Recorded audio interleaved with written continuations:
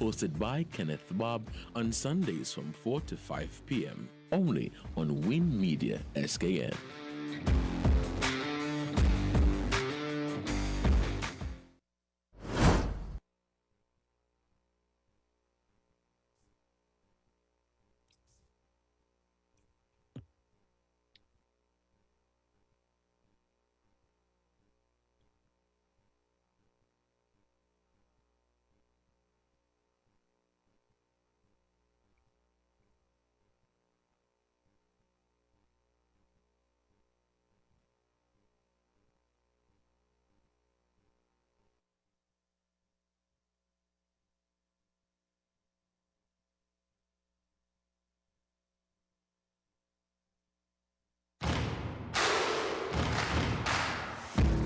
For real and unbiased sports news and reviews, from cricket to football and everything in between, with in-depth interviews from your favorite sports icons, check out The Bench Meeting, hosted by Kenneth Bob on Sundays from 4 to 5 p.m. only on Win Media SKN.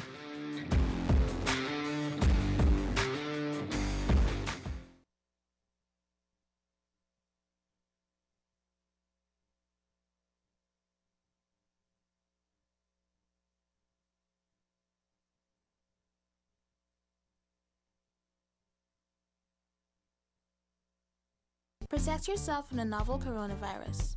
Wash your hands thoroughly and frequently for at least 20 seconds each time. Avoid shaking hands and touching your face with unclean hands. If you have to cough or sneeze, do so into your flexed elbow or a paper towel and then dispose of it. Keep a distance of 3 feet away from anyone with the cold or flu-like symptoms.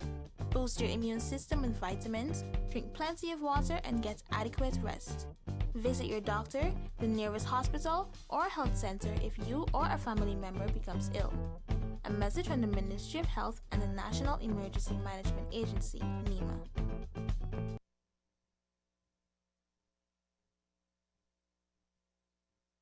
And thanks for taking the time out. I know there's an active match going on. So I just said, first of all, let's introduce you to St. Kitts and Nevis if you haven't been officially done so as yet. And I want to say on behalf of us all, thank you for the efforts that you've been putting out thus far for the staging. How has it been for you though? Well, it's always an absolute thrill and delight to come back here, as you know. So it's one of our favourite stop off points in the Caribbean, and to be able to host all the games here has been a real pleasure. Actually, I mean, we've been blessed with great weather. Yes. The people have embraced us in their usual friendly way, and we've all had a great time. So, hopefully we'll get some nice crowds out over the weekend or next weekend, because I think that's when the tournament will be really bubbling up. And it looks like the St. Kitts and Nevis Patriots, they need a bit more energy. So, yeah, they're almost there. The last two results really haven't been good for the home crowd, but I think the first five still has us on a bit of a buzz. So even though the Kings did a pretty tough job on us over the last 2 days, I think we can recover. So you found that over the few days, then because I know one of the regulations is that fully vaccinated individuals are allowed, once you present your ID card, your vaccine card, your personal ID, and your ticket. Has any adjustments been made? How has that been working out for you in terms of filling the standards you want? Yeah, it's worked very well. It's it's not the same crowd levels that we're used to, but I think a large part of that is because it's a complicated process, and I think people are still very COVID aware, obviously, as they should be. But look, we can assure everyone we do everything very safely. We don't. We make sure, obviously, our bubble is very secure. That's been here now for 3.5 weeks, and we've got no COVID within our community, which is good. And we make sure that, as you say, double vaccinated. You have to make sure that we'll come in with all the right documentation, so that on that basis, it's worked very well. So yeah, we're very happy with how things have gone. Brilliant. And the procedure remains the same, cplt20.com for those who are not aware. If you wish to purchase tickets, there's still a lot of game, a lot of actions still to come. I think, would you say that St. Kitts and Nevis probably one win away from making it say. into the knockout round? We were trying to work it out today, and I think that's probably right. They're one win away from making it, which is, you know, a spectacular achievement based on what they did last year. And it would be great, obviously, for the federation if we can get them into the semis and hopefully final, because there'll be a hell of an atmosphere if they do make it all the way. So they've played exceptionally well, but everyone's playing well. You know, it's a very competitive tournament this year with some, you know, a lot up for stakes. So I think next week's going to be really exciting. One of the things I have enjoyed most is, and I'm certainly the crowds and listeners and viewers would, is how unpredictable it is. It's pretty competitive. For the most part, we've had pretty competitive games. Yes, there have been occasions where teams sort of faded or may not have performed up to the usual standard. But I don't think that on any given day you can actually predict a win, which was different from, I would think, previous, when you know you had your strong favourites. Absolutely, and you look at the game today. You know, it's Jamaica were 15 for 5 after 4 overs, and they're now 135 for 6. So you know they could well win that game, which again is fantastic, and it just shows you the competitive element of the game. You know, everyone wants to win. You know, I see it with all the teams, and I think that's the beauty of CPL now. It sort of matters a lot to all these players and teams. And obviously the fans really get into it, which is great. A lot of rising stars as well too, eh? Well, I shouldn't say rising stars, persons that, because even with St. Kitts, you've got guys like Sherfane Rutherford who's been showing up, Drakes who's been showing up, and a lot of these young players that we've had in the system for the last 3-4 years are now beginning to start showing their true potential. This guy that did us in today, or for the last 2 days, he used to actually play with us. A lot of these youngsters are really royal for the St. Lucia Kings. Persons' names that you would not traditionally hear are actually having a bigger than usual impact. Yeah, and I think that's what the tournament's all about, isn't it? It's about making sure that some of these younger players can come in and do a job. And I think that's why we're so pleased to see again. You know, you see young Archibald bowling today. That you know, I thought that was a lovely spell of bowling. I mean, you know, for a young kid to come in and play against some of these big names, there's no fear in the Caribbean. That's what I love about it. These young guys want to come in and they want to either hit the ball for 6 from ball 1 or bowl quickly. And it's been a real credit. And I just think, you know, everyone overlooks the depth of talent that is here in the region. There's a huge amount of talent, and you know, I think with the right nurturing and hopefully as they mature over the next few years, you know, we'll see some really interesting players develop. Yep. Welcome to Gawain as well. He's my co-host. Usually, times. Hi, Gawain. How are you? Hey, how are you, Pete? I'm great, sir. How are you? Wonderful, nice. My next question was from more of the administrative business side of things. In terms of the economic impact of the CPL, how have you seen that unfold over the last years? Well, it's very different, obviously, this year because you know, normally what we try and do when we play on all the islands is, you know, wherever we go, we're spending money, and tourists are coming into the region to watch the games or come from different Caribbean islands to watch the games. So, you know, it's not the usual way, but of course we have huge visibility around the world. We are, you know, we go to over 500 million. We had over 500 million viewers last year. I think that number will increase again. I know everyone's engaged with the tournament. So there's huge marketing benefit, which of course is important when you're dealing with a lot of the countries where we play are all tourist based. They need that promotion. They need people to want to come and visit the region. So we make sure we do a very good job on that. In terms of St. Kitts itself, obviously we're spending quite a lot of money here ourselves. That has a direct impact into the economy, whether it's, you know, making sure that the Marriott's full and there's staff being paid and there's ground staff, there's vendors, there's drivers, there's all sorts of different businesses that are associated with CPL, or at least getting paid from CPL, which is important. And of course we ourselves are spending money as we're here on island. So there's a very significant direct benefit here in St. Kitts and Nevis. And that was going to be my final question in terms of how has that support been for you? Has the support system been as adequate as you would probably require, given all of the challenges as it relates to COVID and the protocols and everything else? Have you found a certain level of freedom in which to operate and thus execute as you want? Yeah, look, I mean, this has been planned, as you know, for over 8 months. So, I just have to take my hat off to Minister Powell and his ministry, who we've worked very closely with. Obviously, the CMO as well, who's been across pretty much everything in making sure our protocols are correct and safe. But yeah, we've worked very well. I mean, the Marriott is a very good bubble hotel, if that's the right expression, because it's a big space. It's not a hotel like we were in the Hilton in Trinidad last year, which was very difficult to operate in. This has got a lot of space. You've got a beach, so it's not a stressful place for everyone to be in a bubble. And of course, we go down to the ground, and the ground is just a great place to be. I know we're cordoned off because we're one end of the ground, but it's a very relaxed, welcoming place. So no one feels that they're in a bubble, if that makes sense. We all feel that we're almost an extended holiday break, but playing cricket while we're doing it. So it's a nice feeling.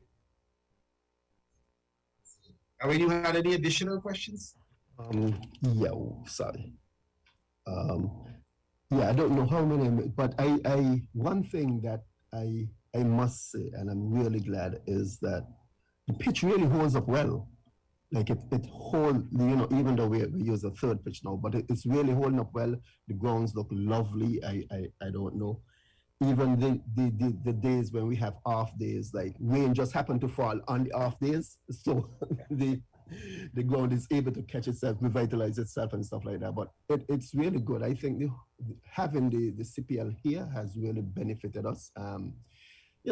We really haven't had anything for a while. So it's good to have something that, you could able to see people come out and watch the games. That to me is one of the biggest thing that I think have affected a lot of, cricket lovers and even persons who just coming to a game to watch a game. They might not understand it fully, but it's a party, it's a line, and they're able to come out and have some fun. So it's good. And one thing is that every game that I've looked at and stuff like that, you have seen the number of spectators increase. Even if it's a weekend game, even if it's a weekday game, you have seen that number increase, especially when, of course, it's going to be more when the home team is playing, but you have seen the numbers that the supporters have come out, even for the Barbados team, St. Lucia Kings and stuff like that. Their supporters have come out. So it's good to see, Yeah, no, it's good. And going just to your point about the wicket, I think, it's been a fantastic cricket wicket. I think all three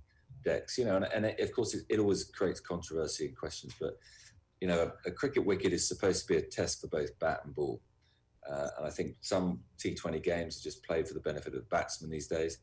But, it's been a real test, and you can see by the games and the way people have played and had to play, it's been a real challenge sometimes. So hats off, not just to the grounds people that we've put in, but the whole ground staff who work night and day to make that ground look what it is. And I think it's an absolute credit to them and to the country that, or to the Federation that it is looking as good as it does. And I think the other point is that, what St Kitts and Nevis can be so proud of is that they have hosted a major international tournament. Hosting 33 games in a pandemic is not an easy thing to do. So it just shows that the Federation can host world-class events pretty seamlessly. And I think that, again, is great credit to both the government and the people of St Kitts and Nevis. Yep. Thank you for the time, Pete. Gawain, you had any follow-up comments, words? No. I just hope that it continues to be a successful event, and we do believe it will be. As a strong supporter of Patriots, I must say, I'm going to put it out there that I'm not that sad that we have lost games, because I'd rather lose the games now than later on. Yeah. I want us to be the brides this year, not the bridesmaids. So I don't actually mind losing some of the games now. And I don't think it's a bad thing. I think it refocuses everyone's mind. Yes. Yes, and you have seen the standout players have really, Shafin Rutherford, I know he could bat, but he's really a standout player. And I think from West Indies' point of view, I think it's going to be tough picking that 15, 18-man squad to go to the World Cup. I can't wait to see who they pick. It's funny, I've been sitting next to the coach for the last few days, obviously putting, because Simo's been there pretty much from the start, Phil Simmons, and obviously I've been saying, well, you can't leave him out. Well, you can't leave him out. You know, what about him? I think I've got about 35 players going on the plane. So, anyway, he's got plenty of good players to select from, which is good. That's the main thing. And they're all in good form. You know, that's the other thing. They're all in good form going into the next round. Yeah. But Kenneth, the only thing, you've obviously got your backdrop. You haven't got one of Stamford Bridge, obviously. Well, you could perhaps by next year when we have a follow-up, you would have probably won a trophy, and then you can, you know, get up behind me. Exactly. But you guys are looking formidable this year. You know, I would be, no matter how good a fan I am or strong a fan I am of Manchester United, it would still be foolish to bet against an extremely powerful Chelsea squad. Yeah, but we're all looking forward to Ronaldo stepping out on the pitch again. I am hoping he does it for the Carabao Cup game, because I'm supposed to be going to see that one live myself. So okay, great. So hopefully I get a chance to see him, but hardly likely, because you would hardly play those smaller games. But thanks a lot, Pete. Overall, you guys have been doing a tremendous job. I specifically have not been to the ground as yet, but I've been watching everything on TV, and what we have seen is definitely pleasing to the eye. It displays St. Kitts in a very, very positive light. Even the other islands who are at sometimes home islands, and therefore you would give us little snippets of those islands and the atmosphere. You get there's a bit of nostalgia in it. There's a bit of yes, I could do it a Caribbean vacation, you know, this winter, you know. So thanks for the amazing job you guys have been doing, because we also know how difficult it is. So even when you want to be critical, it wouldn't necessarily be fair, because things aren't the same. You know, you don't have the same freedoms as you once would have to execute. But yet you're still being able to give us the best party in sport successfully. Well, and thank you for covering it and being so positive, because it's much appreciated. All right, take care of yourself, and hopefully we talk again soon when Patriots win it all. Exactly. Perfect. Look forward to that. All right, go well, guys. All right, then. All right, good. Take care. Yeah, boy, Gary, boy, CPL going on. Yeah, man. I didn't even realize the score in the game. That's all now. Yeah, because I was like, okay, these guys not even gonna make. I really thought it probably was gonna be like maybe 80. They might eke up to 81s. But you want to, this is ridiculous. They end up making 144 for 7. Jesus. Wow. This is ridiculous. 144. Again, you scorecard now, because I know they had a lot of ducks in the beginning. Yeah. The scores: Kenar Lewis 0, Kirk McKenzie 4, Haida Ali 2, Rovman Powell captain 0, Jason Mohammed 5. Then Wazim come in. Yeah. Mad Wazim and Carlos Brathwaite. Hey, now, you realize that these people that used to play with Patriots going to these other islands and keeping and winning things with them? But that's the same thing. That is the honest truth. Look at it. Carlos Brathwaite. You see what he's doing right now. Azari Joseph tearing me up. Yeah. And that's what assignment, I was like, okay, look at this. Azari, 2 for 15. I said, this man boy, 2 for 15. I was like, jeez. He killed us this morning, man. Yeah. And anyway, when he got Gale yesterday too, I mean, Gale was literally beginning to start up. Yeah. You know? And then with a good ball, man. And what is called it a Jaffa? Yep. A Jaffa ball. Jaffa. Yeah. Jaffa of a ball. Well, not the man. I mean, to be honest, people is vexed with Gale, but when people bowl to Gale, as Zari did yesterday, they always bring out the best because they know that if they don't, he will damage him. Yeah, because Right? you play against, arguably, and listen, you don't have to be a fan, you don't have to like him, you can love him, whatever. The best T20 player ever, Yeah. hands down. You're playing against Yeah. the best T20 player ever. So there's no choice but to be your best. So even, listen, something, if you get Gale for Duck, you're happy. If you get him, Yeah. if he just score a century and you get him at, when he hit a century, you're still happy. He's still happy. Yeah, because this man is literally, and he lives up to his name. He like as much as he calls himself universe boss, but he has a right to refer to himself as that because he is hands down one of the, well, not one of the best, actually one of the best T20 player, but the best T20 batsman ever. Ever. And somebody was criticizing why they made him captain today, and they didn't make Devon Thomas or what do you know open the name Evan Lewis. And I'm like, but them fellas and them are ready for that kind of role. And if you have somebody like Christopher Gale in your squad, why would you even want to contemplate making anybody else captain unless it's the actual captain, Dwayne Bravo himself? Yeah, because you have to remember this. Listen, how many sixes he got? If you have, how many ever sixes he got, that's just based on his experience. He played all over the world, IPL, CPL, in England, all over the world. So he has the experience to lead the type of team. Now I'm not saying that he should lead the team, but he has the experience to lead the type of team. Because if the captain isn't there, then he's who you have to call on. Because he does have the experience.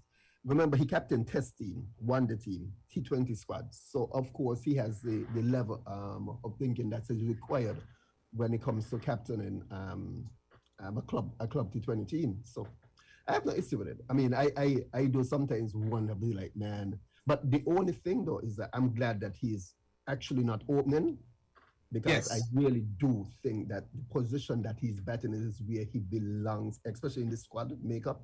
So I'm really glad that he's not opening, and I hope that is kind of what Phil Simmer, because he's going to the World Cup. So I can always say, I'm hoping that is what Simmer is actually thinking to, keep him down in that bat number 3, number 4. Can't go lower than that, but bat number 3, number 4 position. You know? That's what he's because what would happen is that the openers may very well take the sting off the ball. And then even if not, you have somebody who can come in and still play the new ball, as good as anyone else in the world.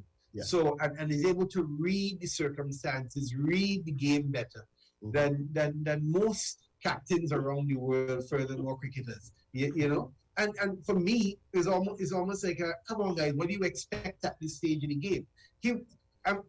It's almost like 2018 didn't happen. That was when he led us to the final and we lost to TKR.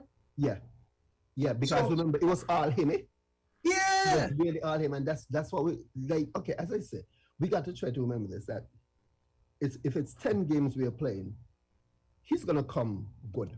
He doesn't need to come good in all, but there are gonna be some games that his impact, whereby he alone would win us a game, would win us many games, hands down. He alone would win us many games, hands down.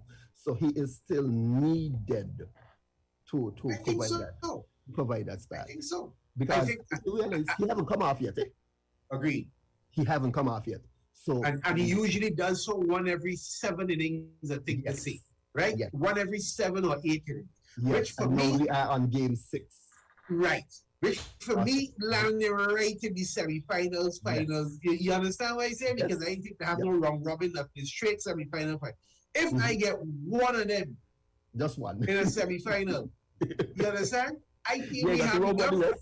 You ain't gonna worry with the rest. Or final, you can imagine him fire off in a final. Every other game he played before that wouldn't matter. Wouldn't matter. No.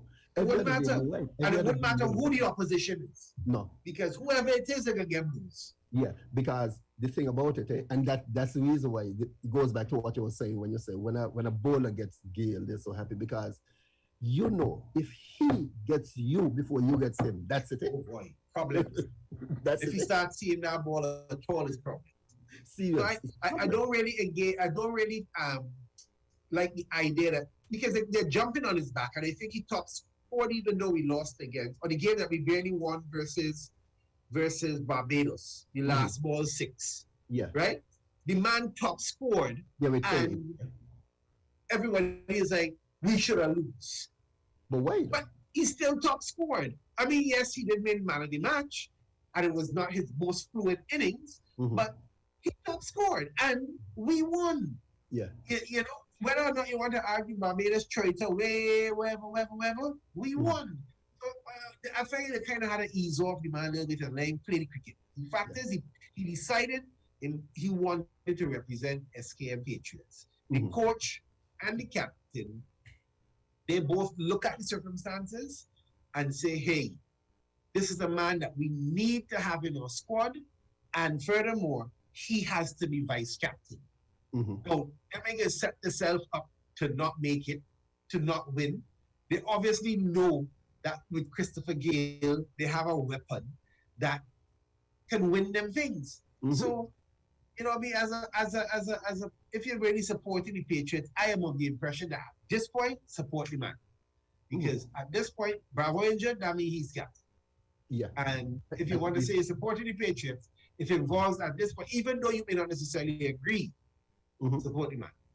Yeah, because it comes back down to, I think it's a lot of persons who may not watch a lot of cricket. So it's like they expect him to always come out and hit and score 51s, especially if it's T20. Score 51, hit the first ball for 6 and then 4s and 6s. But it doesn't always happen like that. And he plays to the situation.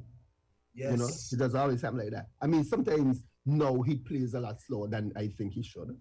But again, he knows where he's playing, but he's playing to the situation of the match. Because the match that we learned the one day against the Royals, Barbados. I felt like he batted a little bit too slow, but then I was like, you know what, no, because everyone around him still batted a little bit too slow. Because Devon Thomas still batted a little bit too slow, because Thomas came out and Gale caught him. When Gale came in, Gale actually caught him, passed him, and Thomas ended up with less. So, you know, so you still realize, well, Gary, no. And I'll even go a little further. Devon has this shot. If he plays it well, it runs down to third man, just where slip's supposed to be. Yes. He would open the face of the bat. But you realize that's how he got caught, right? Yeah? You realize that's how he out the last match, right? This is about the third match Devon has played in the 5 or 6 that we have won, that Devon has given his wicket away in that fashion. Yeah. I do not understand why he would even at this point still be setting up himself to play that shot, knowing that it has cost him his wicket each and every single time. Yeah, because that's what they do. So what they do, they set it up. They push third man wide.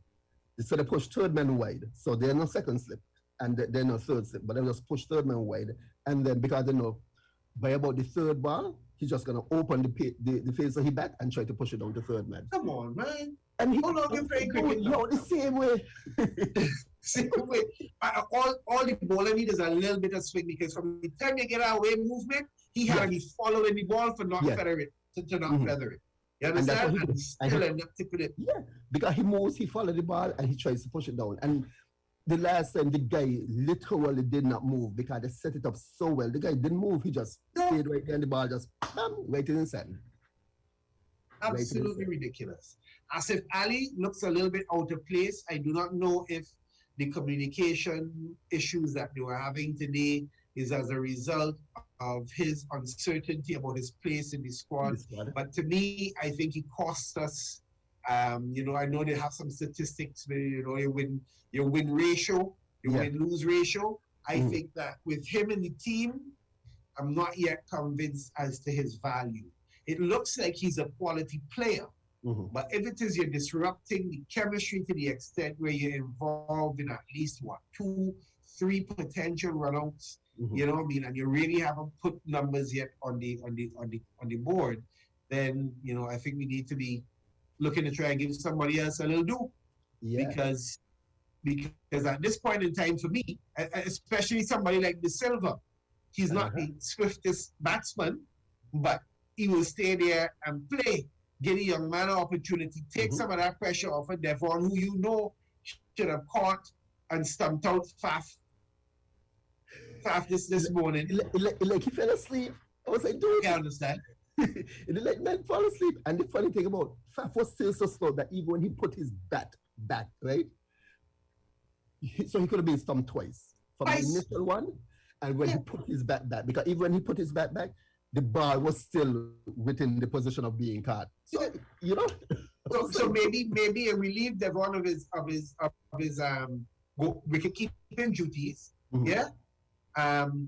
Push if you want somebody to stabilize the innings, then you push De Silva a little higher. You know he could hit. I mean, he could hold a wicket. He might not be able to hit as hard as everybody else, but you gave him an opportunity, and you put a genuine batsman in there who would at least be able to understand teammates to a certain extent a little better until Asif catchy hand, because at this point in time, I don't think he's doing us any favors at all. In terms of the bowling, I thought Christopher used his bowlers well today. The total was a small total to defend. But I am insistent that had we been more efficient in taking our catches, it would have been defendable.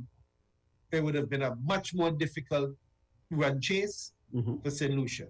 Because like I was explaining to somebody or arguing with somebody on Facebook that Faf was on 2 when Devon dropped the stumping opportunity. Royston was on 6 or 8 when Archibald dropped him. Yeah. Right? Samit was on either 4 or 5 when Bert Beacon or where was his drop, you know what I mean, off your own bowling. But you realize what he did. He called off everyone, and that's why everybody around him look at him like that. Because he went up and he called off everyone. Everyone he called off. And then lost the ball in the sun. Right in the sun. Where you can lose the ball in the sun, it happens. But he called off like everyone. Yeah, somebody else coming in at a different angle, they've been able to see it a lot better for the catch. You know? But so I go. But at the end of the day, I can't blame Christopher if it is that we're not taking the opportunities when they are presented. Because if we had, as I said, if you had removed all 3 of those batsmen cheaply, then St. Lucia's run chase looks very differently from what happened this afternoon, because Royston ended up remaining batting hand. So game of cricket is small margins, especially at this level. And I'm even trying to wonder how they would have been batting that deep, because they changed up their squad a bit, which I understand. But I want to see, with Faf playing how he's playing, I want to see how St. Lucia batting would be, like in the middle, with Faf out and Chase out. I want to see how the batting really is in the middle, because I don't know how deep the bat. Now, of course, Joseph could handle himself and stuff like that, but I still don't know. I realized they moved him up the order and stuff like that. So I really don't know how the batting is going to be holding up. I'm not overly worried about it, to be brutally honest. I think the decision to bat first, so I have a number of different criticisms. One main criticism, I should say, about the organization of the games. These guys played Friday night, was it? Correct me if I'm wrong. Yeah. Late game Friday? Yeah, late game Friday. First game Saturday.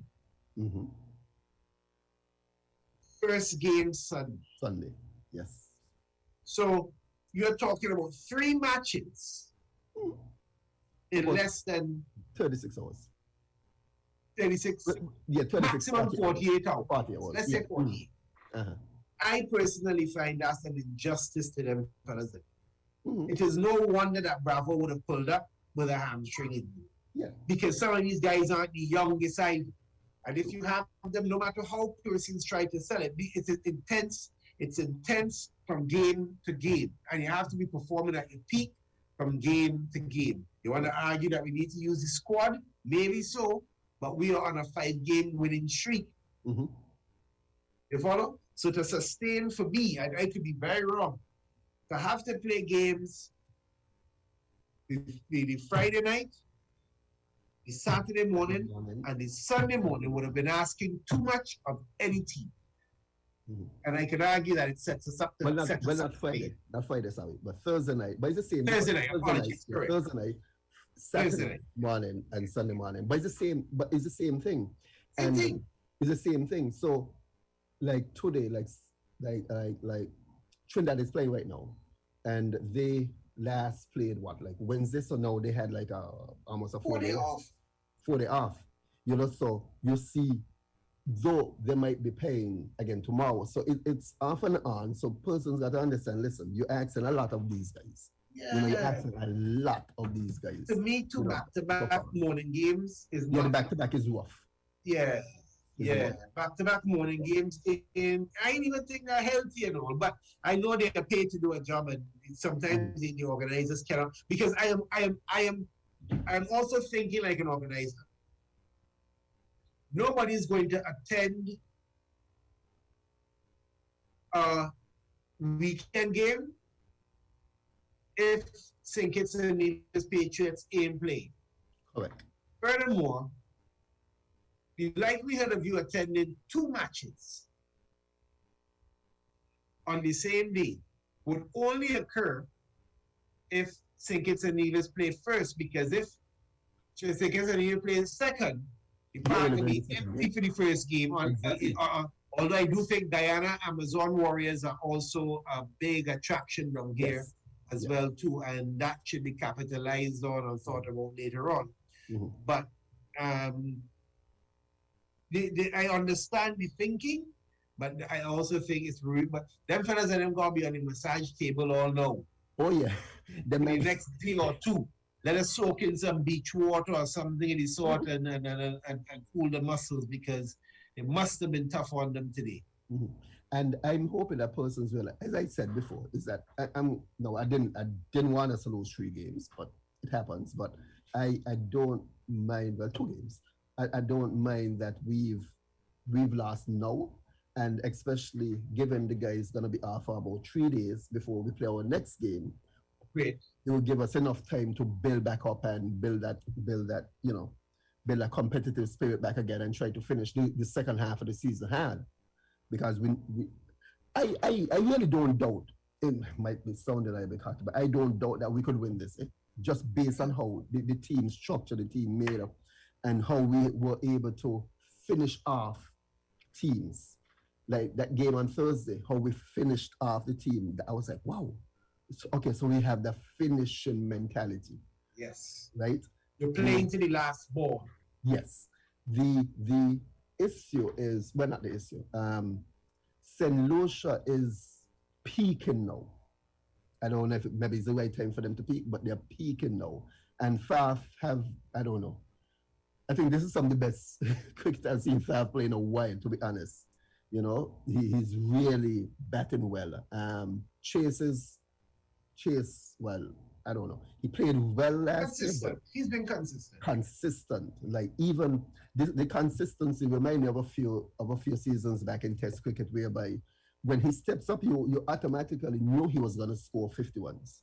And this is almost now. He doing the same thing. He comes up, you automatically knew he gonna score 51s. Anything in his slot is 6 for 6, and he do it very calm. He doesn't force the ball or anything like that. He runs hard. You know, so St. Lucia is doing well right now. It's your team, well, your home team, but Knight Riders kind of surprising me with their performance though. I don't know, but they're just surprising me a little bit, because I really thought they would have been doing a little bit better, but they're surprising me with their performance. Agreed. Not only that, I would even say that, let me touch on the St. Lucia point you made there, family. Uh-huh. I think that they showed themselves against us. Faf is not going to give you another 120. In fact, I'd be surprised if Faf give you another 2 half centuries before. It depends on the amount of games. You know, he's a good player and he will give you runs. But I do think that our bowling attack was not up to par when Faf went off. I think the change of pitch required that, and I think when Ian Bishop made the point, I sat back and I said, well, that is exactly it. The pitch is a true pitch, which means that on the previous pitches, because the ball was a bit slow coming onto the bat, you had more room for error as a bowler. On a true pitch, the ball is going to come onto the bat properly, so that there's less room for error as a bowler. Yeah, if you don't get your lengths and your lines right, you're gonna get dispatched because the ball is not doing anything funny, you know. And what happened with our bowlers is that we were not up to par on the night. Alzari Joseph, Kimo Paul, Royal, all of them were laser focused. Yes. They had been prepared. They were ready for the Patriots. I don't think the Patriots were as ready for them.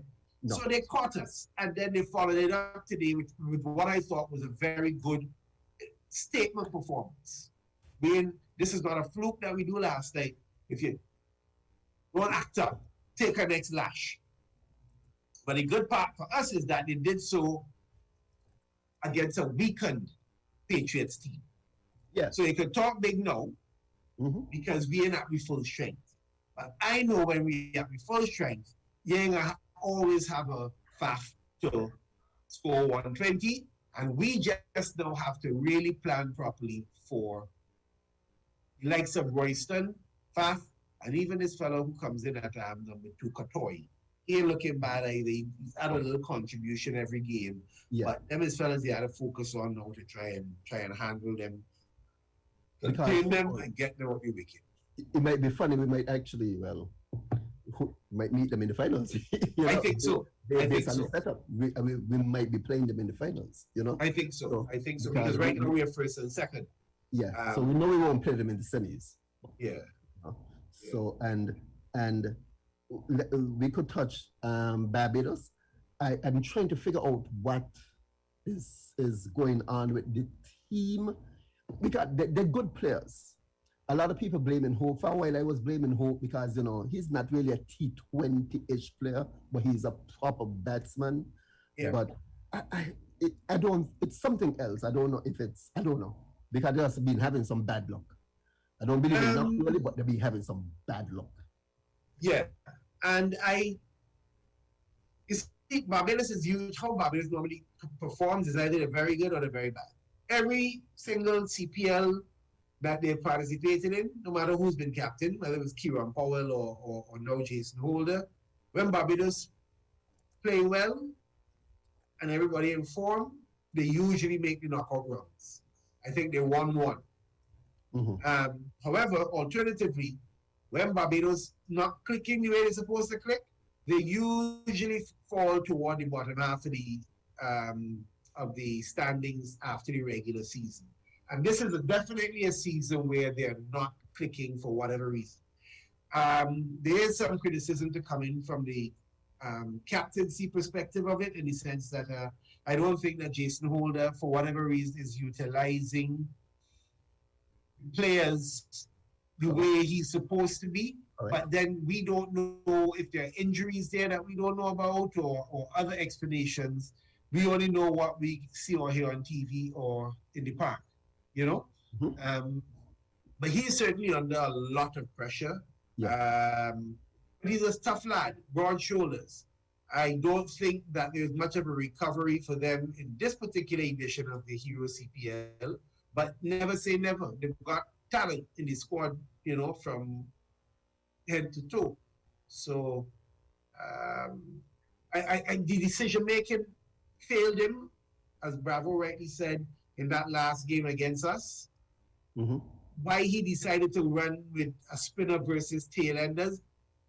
But then Ashley Nurse was the guy who brought home the title for them with our same, you know, off spin in 20, whenever that was. So I guess it's whatever works on the night. And we had Sheldon was obviously expecting that lollipop. He was. Dispatch it. He was, because you realize when forget the guy name, when he tried to run down for the second one, Sheldon stopped in it. He was like, no. He was like, no, I'm gonna handle this one. So he knew what was gonna be bowled. and he bowled it right in the slot. He bowled it right in the slot, and Sheldon just hit him. You know, I thought it was going to be a one bounce 4, but he just went straight for 6.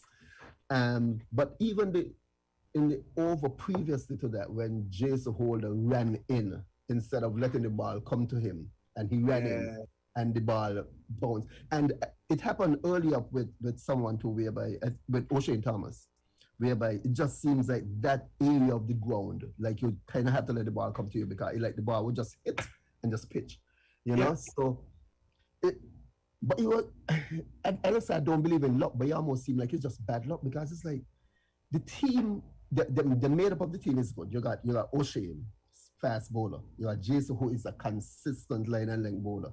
You have Hayden Walsh Jr., which is West Indies new spinning sensation. Yeah, so he is going to the World Cup. So you have all these guys who potentially going to the World Cup, right?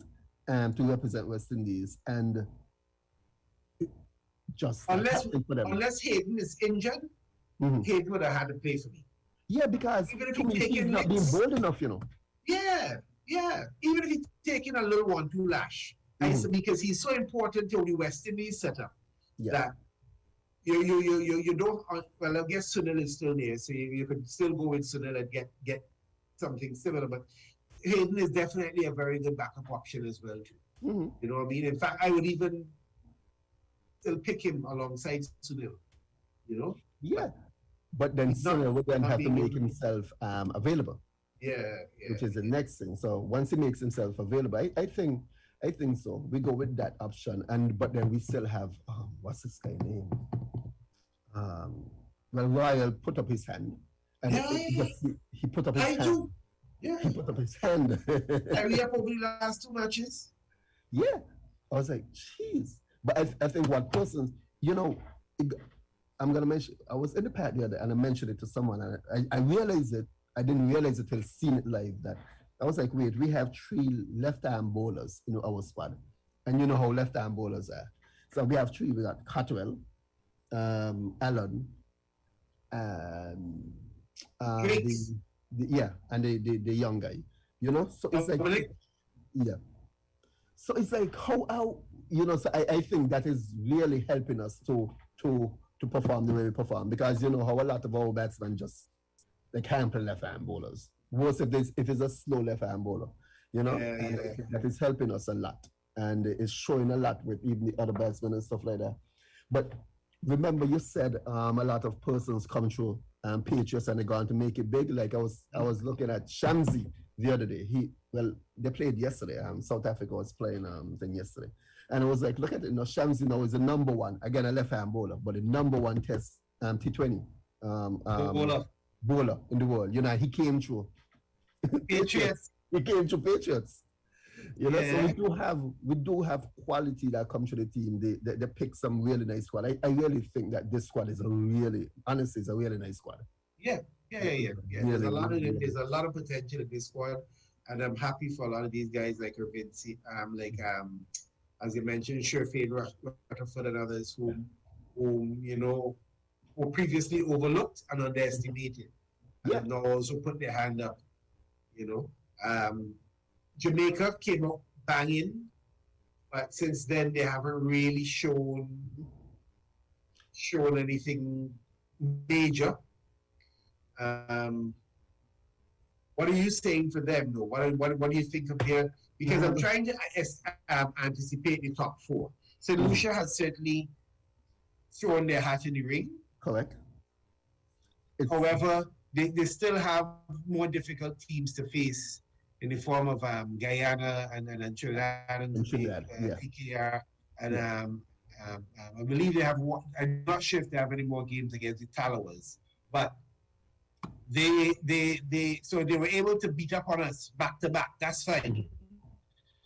But I don't think they've yet booked themselves a final spot or a semi-final spot, in my opinion.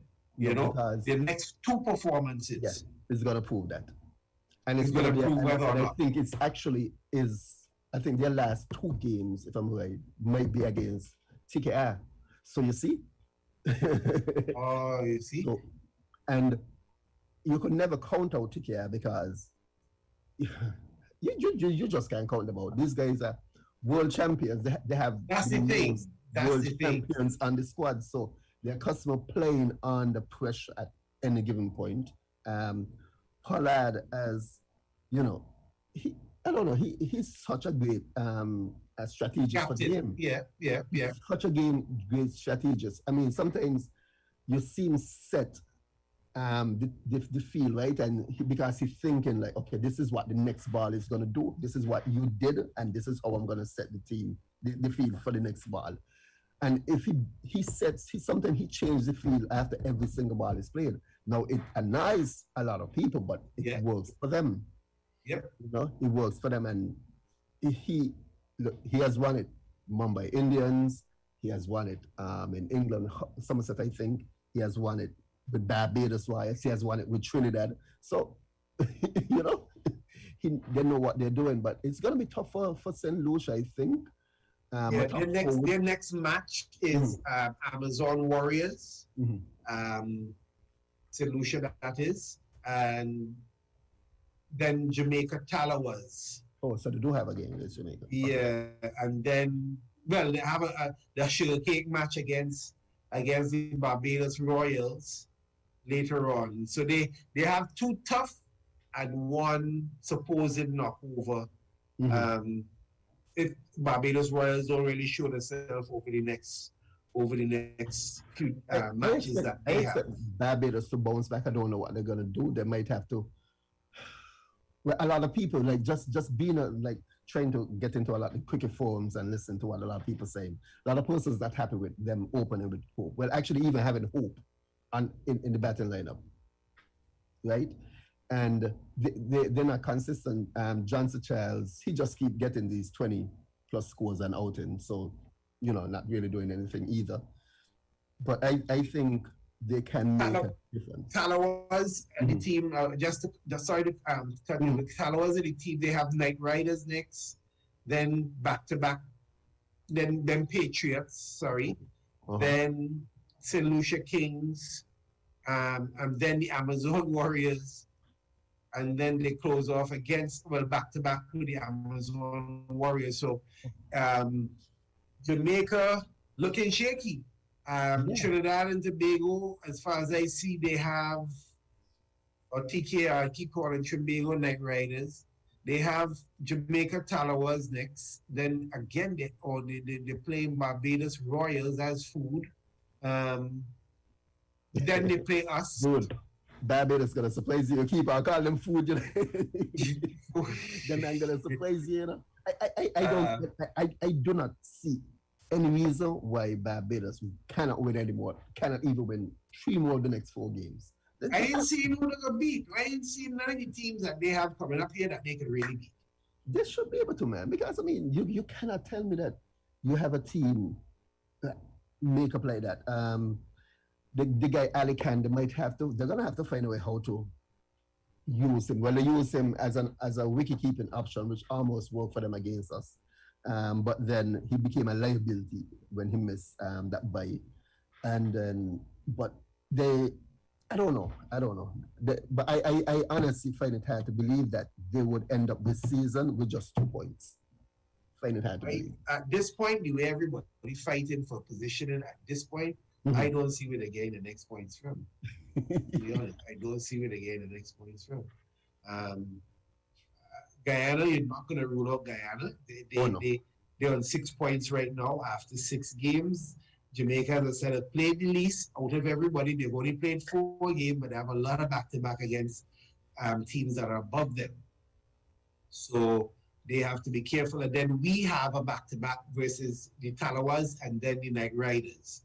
So in between there, I think we have, I think those are the last 3 games that we have.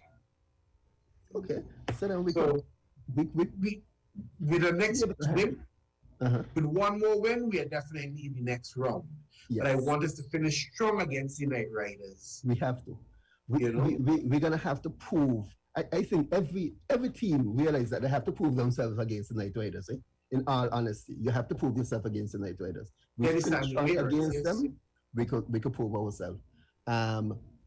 Amazon Warriors, I think it might be us Knight Riders, Amazon Warriors, St. Lucia. I think that's the top 4. Well, the next 2 or 3 games in Jamaica will indicate whether or not you're spot on. But right now, them and Tobago Knight Riders on the same amount of points, but Trinidad has played 1 more game. So, yes, it's not over yet in terms of the positioning for teams like Barbados, but it's a long way to go. A long way. It's a long way, especially due to the fact as based on the teams you said they have to face, which is teams that are looking to position themselves in the semifinals. You know, we already played them our 2 games, so it's not even us. You know, you have and I think that Amazon Warriors hasn't peaked yet, and so I expect more from them. Jamaica, I'm still not sure about the Tallawahs though. I'm still not sure because, as I said, Russell came out, bam, scored that wicked amount of runs in that game, the first game. Yeah. And since then, we ain't seen nothing. Nothing from him. Brathwaite might pull them up, you know, with because you know Brathwaite, he plays hard. He plays. So I expect more from them, but I just don't know where they'll end up. If they make it in, which most they should make it. If they make it in, it will be in the 4th position. But I do expect TKR to, I don't know. I just expect TKR to finish 2nd. I believe that they'll probably finish 2nd because I don't think anyone will catch us because if we do win the next, we're going to win. 3 games, we have to win at least 4 of those 3 games. Right? So even if we end up on 14 points, I know no one would probably reach close. The closest person might be 10 points. Agreed. You know? I think the 12. Agreed. I even feel 12 would give us 1st position. Yeah. Given the level of competitiveness we have below us. Some of them teams have to win games. They have to. You know? They have I think we will finish on 14. That's my estimation. Yeah, I believe so too. Because I think it might be something like a win, last win kind of game. You know? Because like being in the pack, like I heard some people cussing, I'll be like, dude, you got to remember winning what the name is. What TKI did last year and what Amazon Warriors did the year before, whereby even winning up to finals, it is hard, you know. Yes. This is why TKI is at the way they are because and we mentioned the same thing in the football chat, whereby it's hard to repeat. It is extremely, extremely hard to repeat.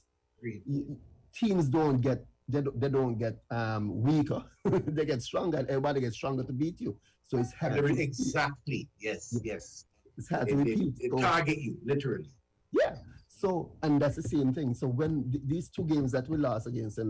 Lucia, I'm pretty sure Daniel, Victoria, and them guys and the coaching staff went over our tapes, over and over our tapes to look at the weakness of our players and just decided to attack those weaknesses. Because they wanted to be like, listen, we're paying them back to back.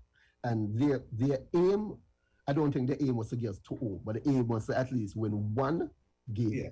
I think they wanted to give us 2. I think they wanted to make a statement. They wanted to make a statement.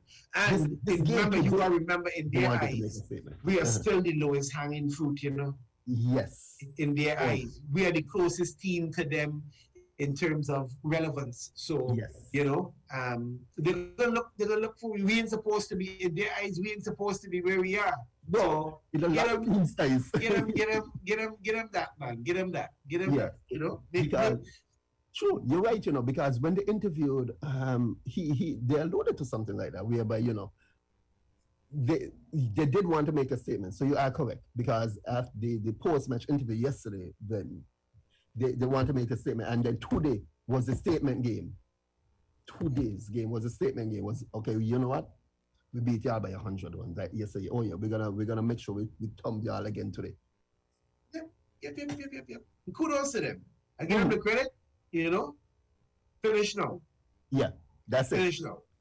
Because we already technically in semis. Finish now. You know, have to catch us. Yeah. We didn't even study you no more. We didn't even go about you no more until the final, maybe or semi-final, if you happen to make it there. True. So take your wins early. Sure.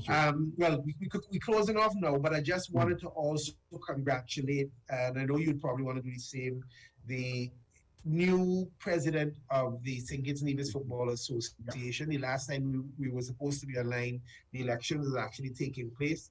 Mr. Atiba Harris is now ambassador to National Bank. I don't know, but Mr. Atiba Harris, former national player, number of different accolades, and it seemed as if the clubs wanted change at the top, and they voted his entire slate in except for one position. First by Vice President Mr. Sean White, and I'm not certain of some of the other names, but I'll have them for you by the next discussion. But yeah, it's congratulations. And then Mr. Shelman McLean was appointed General Secretary for the first time. I do not know if it has ever been done in the region for certain in CONCACAF. And it definitely is a statement that was made. And from the early feedback, I am actually encouraged, because I was following social media pages and stuff like that, and it seemed like she went so far as to inquire of other persons' advice as to whether or not she should take on the role.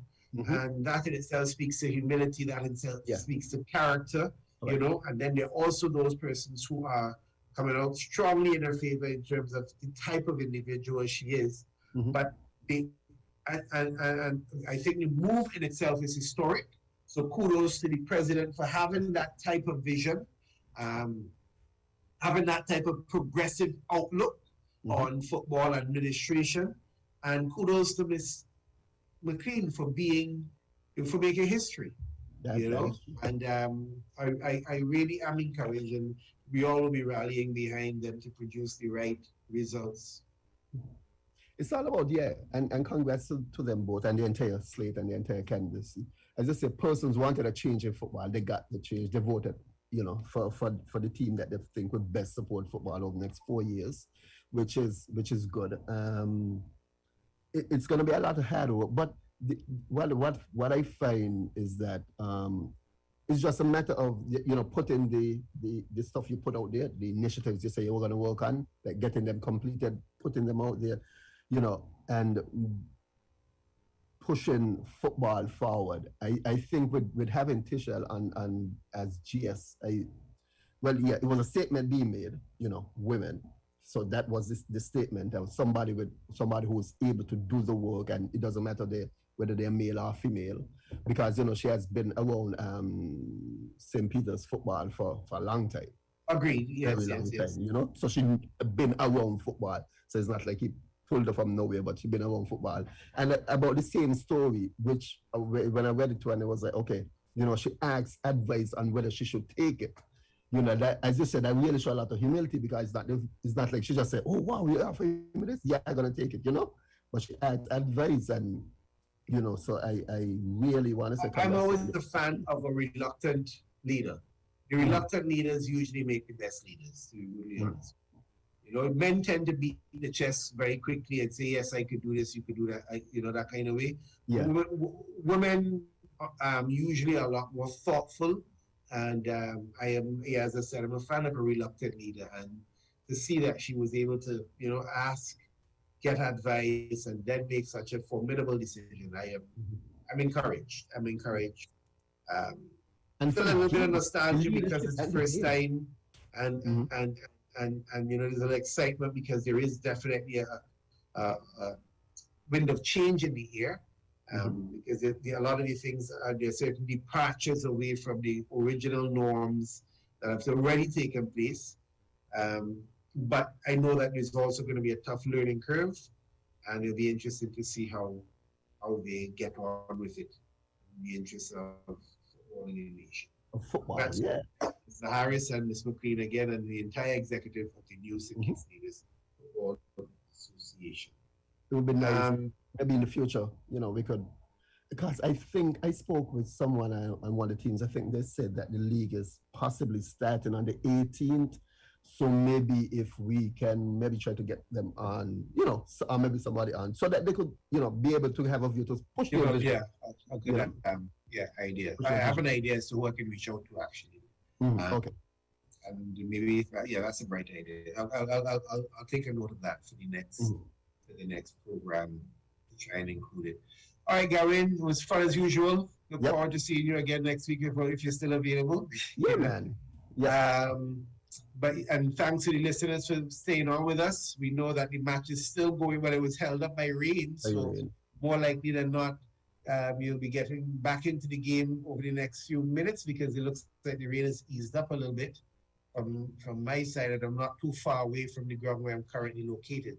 So thanks for all for being here with us this afternoon. Thanks again, Gawain. And I want to say a pleasant remainder of the afternoon, day to all those listeners and beyond from the bench meeting. Signing off.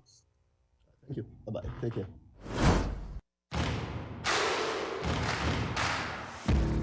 For real and unbiased sports news and reviews, from cricket to football and everything in between, with in-depth